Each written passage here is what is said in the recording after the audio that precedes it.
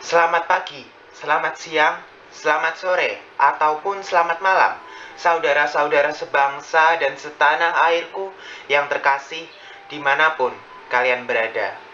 Pertama-tama, saya ucapkan terima kasih atas waktu yang telah diberikan untuk mendengarkan suara dan pikiran yang saya miliki saat ini. Puji dan syukur hendaknya juga kita haturkan pada Tuhan Yang Maha Esa, sebab hanya dengan berkat dan rahmat-Nya lah kita bisa ikut berpartisipasi dalam membangun bangsa Indonesia menjadi bangsa yang lebih baik lagi di masa depan.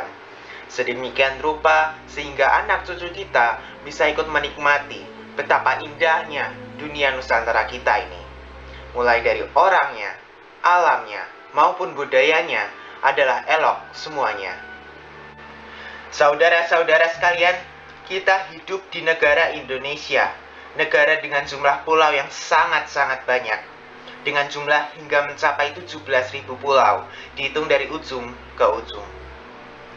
Dari kota Sabang di ujung barat hingga kota Merauke di ujung timur. Dari ujung yang satu ke ujung yang lain, dari kota yang satu ke kota yang lain, dari provinsi yang satu ke provinsi yang lain, tersebar berbagai jenis golongan ras dan suku bangsa.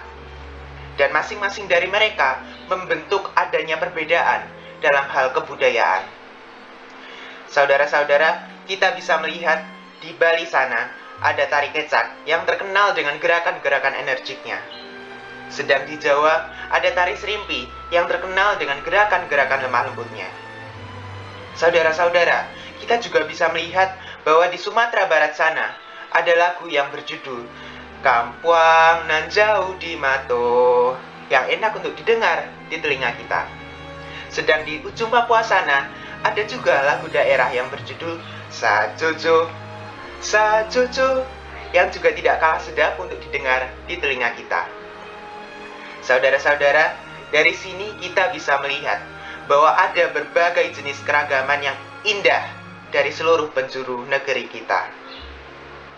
Dengan berbagai keberagaman yang ada di antara semua itu, kemudian muncullah satu pertanyaan. Sebenarnya, apa yang menjadi tonggak pemersatu bangsa Indonesia dengan berbagai keberagaman yang dimilikinya itu? Jawabannya tidak lain tidak bukan adalah satu, yaitu Pancasila, dasar negara kita yang memiliki arti 5 sila atau 5 dasar.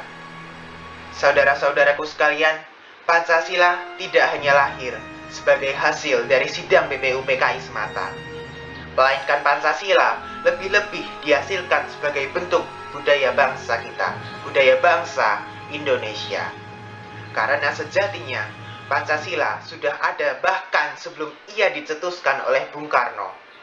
Ia sudah ada, ia sudah hidup di dalam budaya kita, di dalam adat kita, di dalam norma kita, bahkan di dalam jiwa dan raga kita. Saudara-saudaraku sekalian, jika kalian mengingat kembali bunyi sila ketiga Pancasila, hal menarik apa yang boleh kalian dapatkan? Bagi saya sendiri, ada satu hal yang menarik yang dapat saya temukan dari sila ketiga Pancasila ini. Persatuan Indonesia.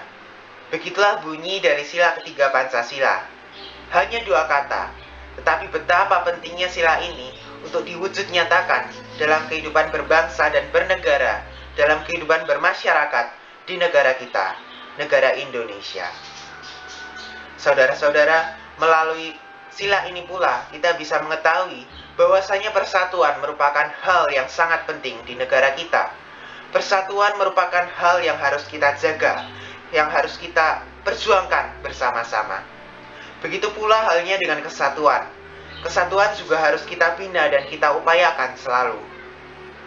Sebab di tengah keberagaman ini, kita seharusnya bisa menjadikan perbedaan yang ada di antara kita bukan sebagai pemisah, melainkan justru sebagai bentuk kekayaan budaya, sebagai bentuk warisan nenek moyang kita. Untuk itu, toleransi menjadi hal yang penting. Sikap menghargai perbedaan yang ada satu sama lain perlu dimiliki oleh bangsa Indonesia. Melalui toleransi, jembatan yang menghubungkan perbedaan satu dengan yang lain akan terbentuk. Melalui jembatan ini pula, akhirnya kita bisa saling mengerti saling memahami, sehingga perbedaan yang ada tidak lagi menjadi permasalahan yang berarti bagi kita. Saudara-saudara, sekilas hal ini memang terdengar sebagai akhir yang indah, bukan?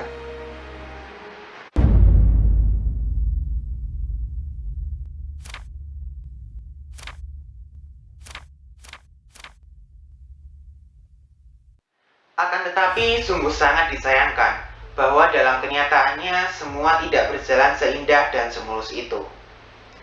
Saudara-saudaraku sekalian, perlu diketahui bahwa dalam kehidupan kita sehari-hari, kita masih sering menjumpai berbagai peristiwa yang menunjukkan kurangnya rasa toleransi, atau bisa juga kita sebut dengan mengindikasikan adanya intoleransi dalam diri kita, dalam bangsa kita, bangsa Indonesia. Bahkan tidak menutup kemungkinan bahwa masing-masing dari kita mungkin saja pernah terlibat dalam berbagai peristiwa-peristiwa intoleransi ini, baik sebagai korban maupun sebagai pelaku. Terlepas hal itu memang dilaksanakan dan dilakukan secara sengaja maupun tidak sengaja, secara sadar maupun tidak sadar. Di masa ini, saudara-saudaraku sekalian, Pancasila dan toleransi dalam diri kaum muda masih perlu dipertanyakan. Apakah saat ini nilai-nilai toleransi, persatuan, dan Pancasila dalam diri kaum muda hanya sekedar omong kosong belaka? Apakah pendidikan kewarganegaraan atau yang biasa kita sebut dengan PKN, yang biasa kita jumpai dan temukan di sekolah-sekolah, hanya biasa kita tekuni dan pelajari sebagai formalitas belaka? Jika kita mundur sedikit ke tahun 2020 yang lalu, saudara-saudaraku sekalian, mungkin kita akan mengingat sebuah kasus intoleransi yang cukup memprihatinkan, di mana pada saat itu terdapat sebuah prasangka yang mengatakan bahwa ada tanda salib yang diselipkan dengan sengaja dalam logo HUT RI yang ke-75. Saudara-saudaraku sekalian, kita bisa melihat bahwa hari Senin 17 Agustus tahun 2020 yang seharusnya menjadi hari peringatan akan kemerdekaan negara Indonesia, peringatan akan perjuangan para pahlawan untuk melepaskan diri dari belenggu para penjajah asing, justru menjadi hari di mana kita sebagai satu kesatuan bangsa menjadi terpecah belah karena adanya prasangka buruk satu sama lain. Adapun contoh lain yang mengindikasikan adanya intoleransi, seperti misalnya konflik antar supporter sepak bola dan konflik antar pendukung partai politik, atau hal-hal sederhana lainnya yang biasa kita temukan dalam kehidupan kita sehari-hari, seperti misalnya anggapan, stigma atau stereotip-stereotip masyarakat yang menggeneralisir bahwasanya orang Batak itu galak, bahwasanya orang Jawa itu lambat, atau orang Padang itu pelit. Dan sebenarnya masih banyak lagi stereotip-stereotip masyarakat yang biasa kita jumpai dalam kehidupan sehari-hari. Saudara-saudara sekalian, hal-hal inilah yang perlu kita sadari kembali, bahkan kalau bisa kita perlu jauhi dan kita hindari. Karena tentu hal ini sangat bertentangan dengan nilai-nilai Pancasila dan nantinya akan menuntun kita kepada yang namanya disintegrasi. Dengan alasan yang sama pula, saudara-saudaraku sekalian, kita perlu menyadari kembali bahwasanya segala anggapan-anggapan yang buruk, segala prasangka-prasangka buruk yang muncul dalam diri kita sebenarnya hanyalah merupakan persepsi yang muncul dari tiap-tiap individu yang tentunya tidak bisa digeneralisir secara menyeluruh. Oleh karena itulah, selain menghayati nilai-nilai toleransi dan persatuan yang sebelumnya sudah dibahas, memperluas persepsi, memperluas cara pandang kita, dan memperluas wawasan kita tentu menjadi hal yang juga penting dan perlu untuk dilakukan di masa sekarang demi menjaga persatuan, demi menjaga keutuhan dan kesatuan negara kesatuan Republik Indonesia, sekaligus menjaga persatuan dan keutuhan bangsa kita, bangsa Indonesia. Menjadi generasi muda penerus bangsa yang baik tidak cukup hanya dengan cerdas secara akademik, tetapi juga harus cerdas dalam hal afektif, yang berarti cerdas dalam hal mengatur emosi dan mengontrol perasaan yang muncul dalam diri. Begitupun halnya dengan kecerdasan psikomotorik. Bagaimana cara kita dalam mengungkapkan dan mengekspresikan ide serta pikiran kita kepada orang lain dan kepada masyarakat luas.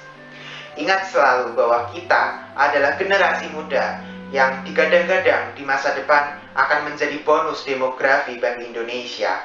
Jadikanlah hal ini sebagai kesempatan, bukan untuk memecah belah bangsa Indonesia melalui persepsi-persepsi negatif yang muncul dalam diri, melainkan untuk memajukan dan membangun bangsa Indonesia menjadi bangsa yang lebih baik di masa depan.